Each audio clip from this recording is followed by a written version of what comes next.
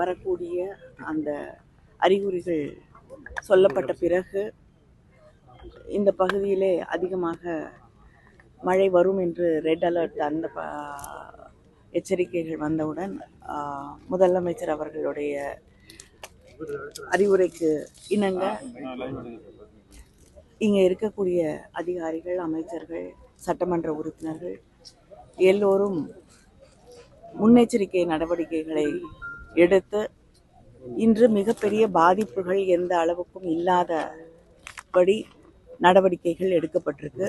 33 தாமிரபரணியிலே அதிகமாக தண்ணீர் வரக்கூடிய அந்த அபாயம் இருந்ததால் அந்த பகுதியில் இருக்கக்கூடிய அந்த கரையோரங்களில் இருக்கக்கூடிய மக்கள் எல்லாம் அங்கிருந்து அகற்றப்பட்டு ஒரு பாதுகாப்பான இடத்திற்கு ஒரு 700 பேர் கொண்டு செல்லப்பட்டு தங்க வைக்கப்பட்டிருக்கிறார்கள்.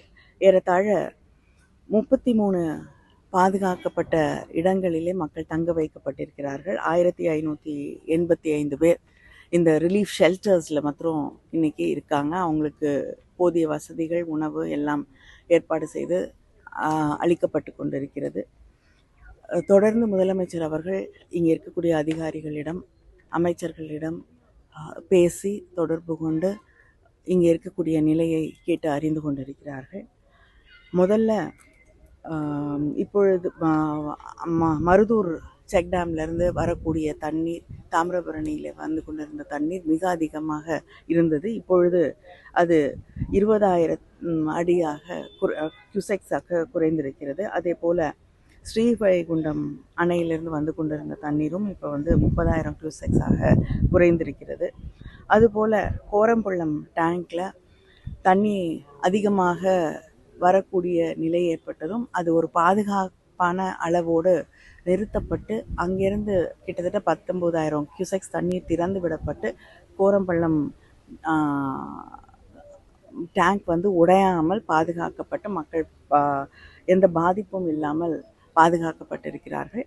மற்ற இடங்களிலே மிகப்பெரிய பாதிப்புகள் எதுவும் இல்லை என்று சொல்லக்கூடிய அளவிலே இந்த மழையை எதிர்கொண்டிருக்கிறோம். பாதகம் செய்பவரை கண்டால் நாம் பயங்கொள்ளலாகாது பாப்பா, மோதி மிதித்து விடு பாப்பா, அவர் முகத்தில் உமிழ்ந்து விடு பாப்பா. அண்மை செய்திகளை உடனுக்குடன் தெரிந்து கொள்ள இணைந்திருங்கள் இயம்நாடு தொலைக்காட்சியுடன்.